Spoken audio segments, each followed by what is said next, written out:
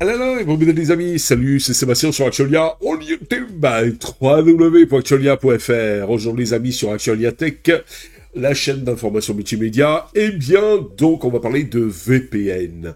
Après, de plus en plus, les fins de la liberté d'expression, en fait, qui est vraiment en danger, c'est pas la fin pour la liberté d'expression, mais elle est en danger, eh bien, allons-nous vers la fin du VPN en France, et voire même en Europe. Vous savez, ce petit module qui vous permet de vous anonymiser, entre guillemets, de vous rendre anonyme, entre guillemets, et voire, par exemple, de vous faire passer pour un Anglais, même si vous êtes en France, pour accéder à certains services qui ne sont prévus que pour les Anglais, par exemple. Eh bien, c'est ce que nous allons voir dans cette vidéo. Le VPN, Virtual Private Network, est devenu un outil incontournable pour de nombreux utilisateurs qui sont en quête de confidentialité et de sécurité sur Internet. Que ce soit pour contourner la censure de certains pays, par exemple, protéger ses données personnelles ou accéder à des contenus géo-restreints, comme je vous parlais tout à l'heure. Imaginez-vous qu'une société de services, comme par exemple Netflix, sans le dire, mais donc en fait, eh bien, vous propose des films, par exemple au Canada, que vous n'aurez pas en France. Eh bien donc, en vous faisant passer pour un Canadien, n'est-ce pas, un Québécois par exemple, eh bien vous pourrez accéder à ces films qui sont en français mais québécois, et donc vous pourrez les accéder en France. Que si vous êtes français et que Netflix détecte donc que vous êtes français, vous ne pourrez pas accéder à ces films. Mais si vous prenez un VPN qui vous dit que vous êtes québécois, malgré que vous soyez français, eh bien vous pourrez accéder à ces films. Voilà, c'est un exemple. Donc son usage, malgré tout, du VPN, c'est largement démocratisé. Cependant, nos dirigeants et donc européens et français n'ont pas vu ça de la même façon que nous. Des récentes évolutions législatives et réglementaires en France et en Europe laisseraient entrevoir un avenir incertain pour cet outil. Voyez par là le VPN. Mais alors, on se pose la question, faut-il craindre une interdiction du VPN dans l'Union européenne ? Quels sont les enjeux et les implications d'une telle mesure ? D'abord, une réglementation plus stricte sur l'anonymat en ligne. Les gouvernants européens renforcent progressivement, c'est petit à petit, leur contrôle sur le numérique, notamment à travers des réglementations visant à lutter, ça c'est ce qu'ils disent, contre la cybercriminalité, le terrorisme et les contenus illicites. Mais comme c'est flou tout ça, eh bien donc en fait, ils peuvent faire passer comme contenu par exemple illicite n'importe quoi et vous restreindre vos libertés, puisqu'il n'y a pas, ça passera pas devant un tribunal. C'est eux qui auront décelé que votre contenu est illicite. Le VPN, donc, qui permet de masquer son adresse IP et de chiffrer ses connexions, est parfois perçu comme un frein aux enquêtes judiciaires, oui, quand ça passe devant, donc, en fait, la justice. En France, des lois comme la LOPSI 2 ou plus récemment la loi de programmation militaire, voyez par là la LPM, ont déjà des mesures de surveillance accumulées, notamment en obligeant les fournisseurs d'accès à Internet, voyez par là les FAI, à stocker et fournir certaines données aux autorités. Le règlement sur donc ces fameux services numériques, le DSA, Digital Service Act de l'Union européenne, renforce également les obligations des plateformes en matière de transparence et de modération des contenus. Voilà, on vous flique de plus en plus en deux mots. L'utilisation du VPN par des criminels pour échapper aux autorités pourrait être donc un argument en faveur d'un encadrement plus strict. J'aimerais bien savoir ce que c'est l'encadrement plus strict. Voire, et là on y arrive, d'une interdiction de certains services jugés trop permissifs. Voilà, qui échappent à nos dirigeants. Le cas de la Russie et de la Chine. Un modèle à suivre ou pas? Des pays comme la Russie ou la Chine ont déjà imposé des restrictions sévères sur l'utilisation des VPN. En Chine, par exemple, seuls les VPN agréés par l'État sont autorisés, permettant ainsi au gouvernement, tu m'étonnes, de surveiller les connexions des utilisateurs, n'est-ce pas? Voilà, parce que si tu veux être bien avec l'État, eh ben, faut laisser l'État te surveiller. En Russie, une loi de 2017 interdit l'utilisation de VPN permettant d'accéder à des sites bloqués par les autorités. Alors, en fait, j'adore, entre guillemets, bien sûr, voyez par là de l'ironie, parce que, en fait, eh bien, quand ça échappe à l'autorité, eh bien donc, on vous bloque. Voilà, alors d'abord, on vous dit que c'est pour votre bien. Voilà, c'est pour le bien de l'État, le bien du pays, et après on vous bloque. Voilà. Vous n'allez pas faire quand même comme les terroristes, non? C'est un petit peu ça.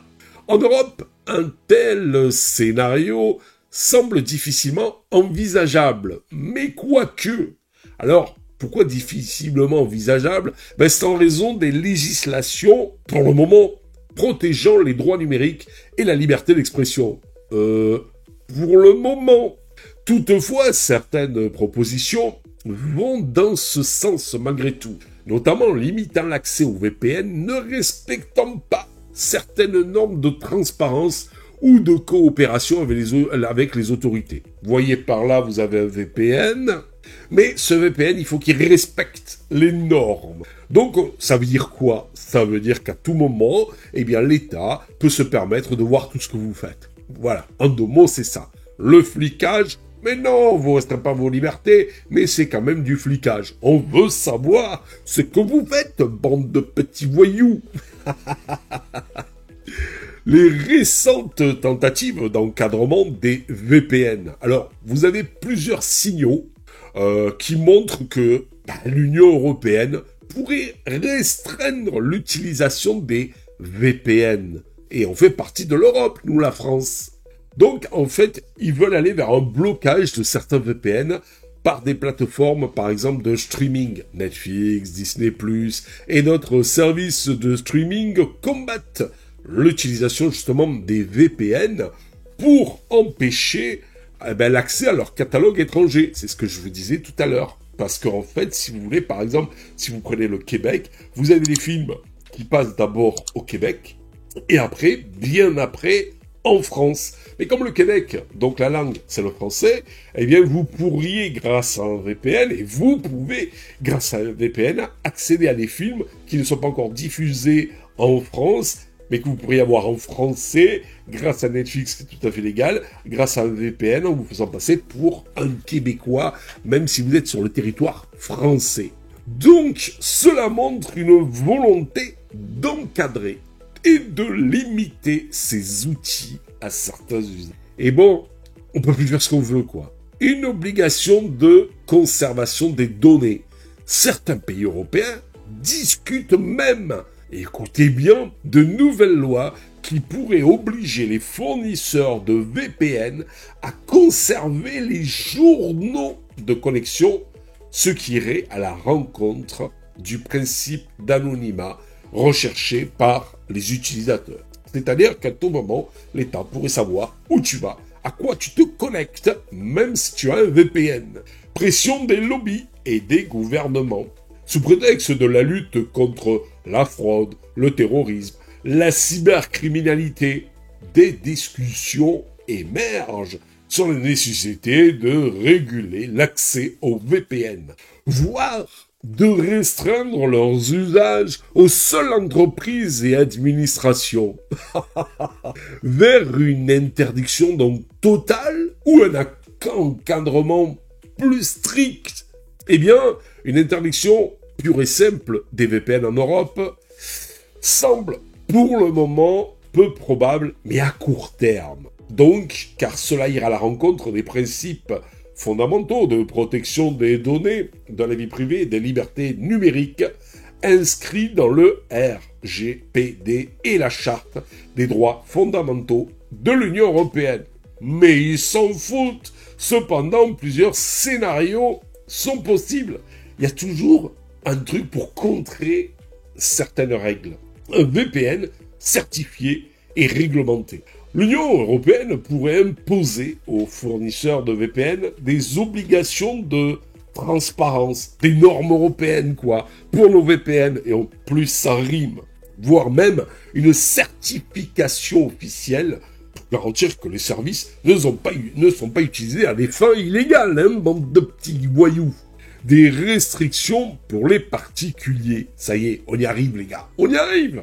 Certains pays pourraient interdire l'utilisation pure et simple des VPN non réglementés pour le grand public, les réservant ainsi aux entreprises et institutions. Si vous travaillez dans une entreprise qui a un VPN pas classé grand public, vous le mettez à la maison et puis voilà. Un renforcement des sanctions contre les abus. Les VPN utilisés pour des activités illégales pourraient faire l'objet d'une surveillance accumulée avec, et c'est là où le blabla est, des sanctions plus lourdes pour les contrevenants. Ce que ça signifie pour les utilisateurs européens, si des restrictions ultérieures sont mises en place, les utilisateurs européens auront plusieurs choix, plusieurs options.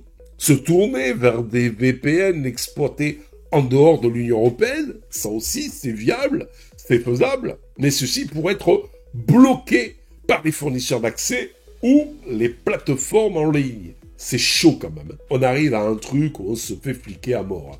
Utiliser des alternatives, comme par exemple le réseau Tor. Bien que ce dernier soit souvent plus prêté et également surveillé par certaines autorités. Donc, est-ce bien une alternative viable? Ou alors, s'adapter aux nouvelles réglementations en optant pour des VPN agréés par l'Union européenne qui garantiraient une certaine protection des données tout en étant conforme aux exigences des gouvernements. Je vous dis franchement, la protection de vos données, ils en ont rien à foutre. C'est plutôt vous fliquer, savoir ce que vous voulez faire, ce que vous faites, etc. C'est tout. Le reste, ils s'en foutent. Conclusion. L'avenir du VPN en France et en Europe est quand même incertain. Faut dire ce qui est et la réalité. Si l'interdiction totale semble improbable à court terme, une régulation plus stricte est en revanche envisageable. Et oui, ils adorent ça, réglementer. L'Europe, la France, ça adore réglementer. La tendance actuelle est à un encadrement renforcé des outils permettant l'anonymat en ligne, au nom de la lutte contre la criminalité et la protection des intérêts économiques. Mais bien sûr, reste à voir si ces mesures respectent l'équilibre entre sécurité et liberté numérique. C'est ce que nous verrons dans les prochaines années. Est-ce que bientôt l'Europe et la France tout particulièrement, vont-ils nous fliquer encore plus, nous interdire encore plus? Voilà, parce que ces messieurs ne rêvent qu'une chose, c'est de tout savoir sur vous, pour mieux vous taxer, pour mieux vous ponctionner. Oh là là là là. Mais franchement, nous allons vers un monde pourri, et tout ça orchestré par nos hommes politiques que nous avons élus. C'est ça le pire. Voilà, j'espère que vous avez aimé cette petite vidéo. N'oubliez pas le pouce en l'air, n'oubliez pas de vous abonner. Tout ça pourquoi? Pour nous encourager dans cette belle aventure multimédia, c'est totalement gratuit. On compte sur vous les amis. Allez, ciao pour une prochaine vidéo. Bye bye. Si vous avez aimé cette vidéo, abonnez-vous, mettez un pouce en l'air, et partagez cette vidéo. Merci, cela fait toujours plaisir.